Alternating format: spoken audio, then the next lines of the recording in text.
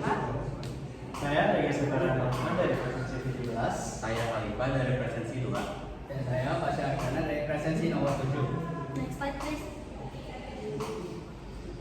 Hari ini kami akan mempresentasikan jurnal yang berjudul Analisis Kandungan Siklamat dalam Minuman Boba yang dijual di Warung Asem, Kabupaten Batang, ditulis oleh Harismatul Hasanah dan Nur Syala Syakban.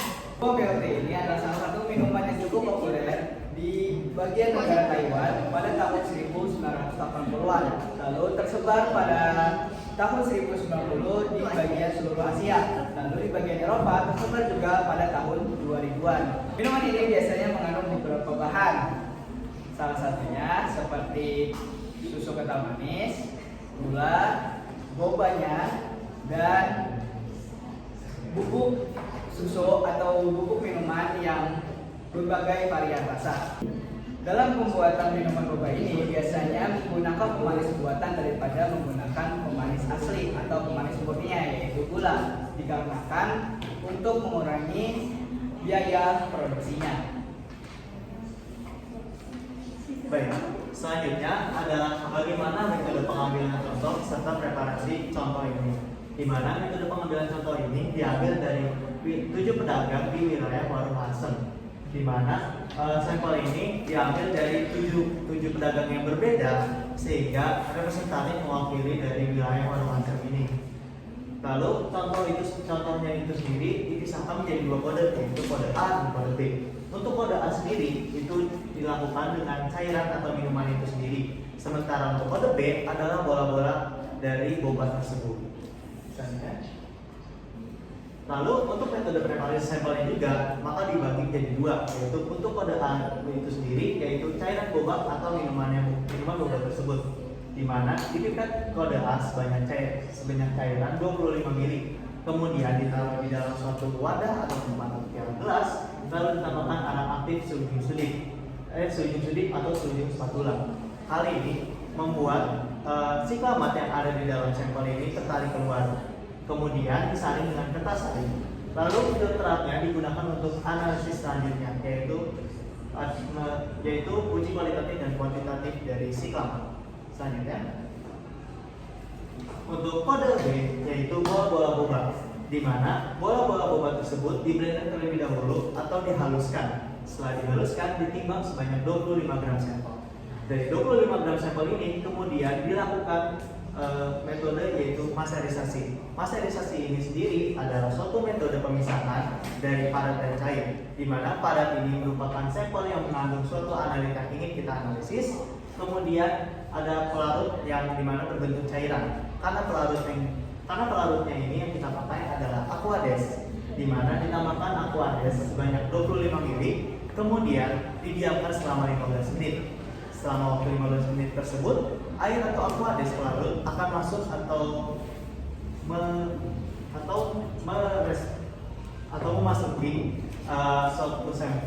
memasuki sampel dan melarutkan analit yang akan kita analisis. Kemudian disaring, lalu filternya dijadikan sebagai sampel kode B yang dianalisis. Setelah sampel selesai dipreparasi, kemudian dilakukan uji kualitatif. Uji kualitatif dilakukan dengan metode pengendapan.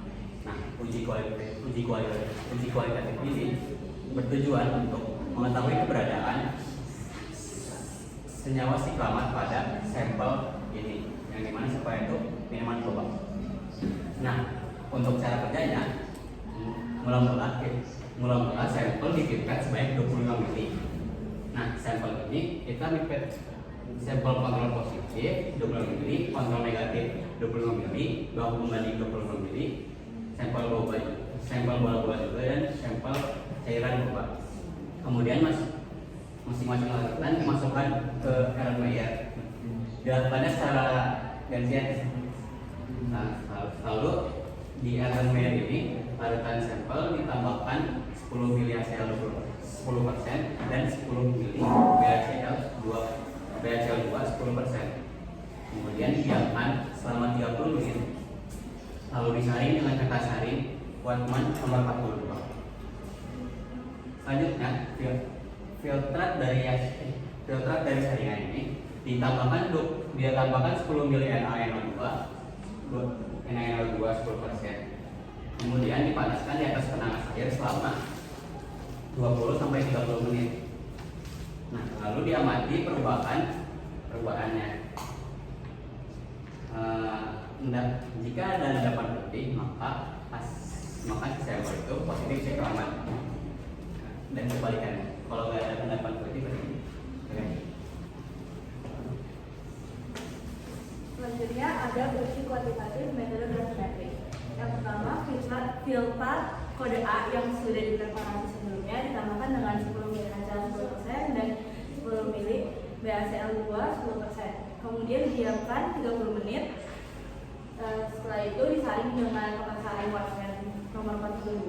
Kemudian ditambahkan 10 mili NaNO2 10%, kemudian dipanaskan di atas penanas air selama 20-30 menit, kemudian disaring lagi endapannya, ya endapan yang terbentuk, kemudian dikeringkan dalam oven di suhu 105 derajat Celcius 15 menit, dinginkan dan timbang. Selanjutnya kita lanjut membahas senyawa siklamat, senyawa yang menjadi fokus utama kita dalam penelitian ini. Siklamat adalah asam sikloheksilsulfamat yang digunakan sebagai bahan pemanis buatan, biasanya digunakan dalam bentuk natrium siklamat karena lebih larut di dalam air. Natrium siklamat ini memiliki struktur molekul seperti ini. Ada sikloheksil, amin sekunder, sulfonat, dan juga natrium dalam bentuk ionik. Karena molekul ini dalam bentuk garam, bukan dalam bentuk asam bebas. Nah, natrium siklamat ini banyak digunakan oleh orang-orang karena memiliki harga yang lebih murah dibandingkan pemanis lainnya. Selain itu, siklamat juga mampu memberikan rasa manis yang kuat meskipun dalam jumlah yang sedikit. Siklamat memiliki bentuk padatan berupa kristal putih yang non-higroskopis sehingga waktu penyimpanannya memiliki jangka waktu lama. Selanjutnya, keberadaan siklamat dapat diuji dengan beberapa identifikasi dapat diidentifikasi dengan beberapa uji, seperti yang pertama adalah uji pengendapan. Seperti yang tadi sudah dijelaskan, uji pengendapan ditambahkan beberapa reaksi seperti BaCl2, HCl, dan NaNO2. Nah, sebelumnya itu dilakukan preparasi sampel yang bertujuan untuk menarik siklamat dan memutus ikatan sulfat dari siklamat ini, sehingga ion sulfat akan berikatan dengan ion barium membentuk endapan putih barium sulfat. Dan sampel dinyatakan positif mengandung siklamat karena endapan putih barium sulfat itu sebanding dengan siklamat yang bereaksi.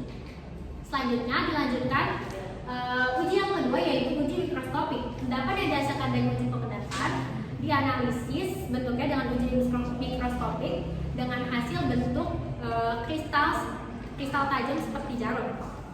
Lalu uji yang ketiga adalah uji nyala. Namun uji nyala ini kita fokuskan bukan kepada endapannya, namun kepada larutannya yang mengandung ion natrium. Sehingga hasil ujinya adalah warna nyala kuning terang. Meskipun kita mengetahui bahwa natriumnya bukan hanya berasal dari natrium siklamat, namun juga dari reaksi pertama, yaitu natrium nitrit. Namun uji ini tetap dilakukan hanya sebagai konfirmasi tambahan. Jadi kita fokuskan kepada endapannya, yaitu barium sulfat. Nah, siklamat ini memiliki dampak dominannya dampak negatif karena siklamat ini ketika dikonsumsi oleh tubuh, dia akan beberapa siklamat akan diubah menjadi sikloheksil-amin yang bersifat karsinogenik. Maka dari itu kita tidak boleh mengonsumsi siklamat dalam jumlah lebih dari batas maksimum dalam waktu yang singkat, dapat menyebabkan kepala pusing, mual dan muntah. Sedangkan dalam jangka panjang dapat menyebabkan kanker, tumor hati, tumor paru-paru, dan kandung kemih.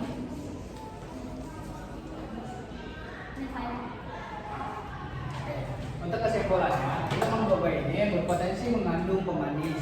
Salah satunya yaitu siklamat. Yang dimana siklamat ini adalah salah satu turunan dari asam sulfamat, yang dimana memiliki tingkat kemanisan yang cukup tinggi daripada gula. Beberapa psikomat ini dapat dianalisis dengan dua cara, yaitu kualitatif dan kuantitatif. Untuk cara kualitatif ini kita bisa digunakan caranya yaitu dengan membuat endapan barium sulfat dalam suasana asam. Lalu untuk secara kuantitatif itu bisa digunakan dengan metode gravimetrik yang berdasarkan kesetaraan mol antara siklamat dan endapan yang terbentuk. Penggunaannya ini harus juga dibatasi dengan batas yang cukup maksimum yang dimana harus diterapkan untuk menjamin keamanan konsumsinya. Oleh karena itu, analisis siklamat ini dalam minuman boba penting. Dalam boba ini sangat penting dalam pengawasan mutu dan penerapan kimia analitik di bidang kesehatan masyarakat.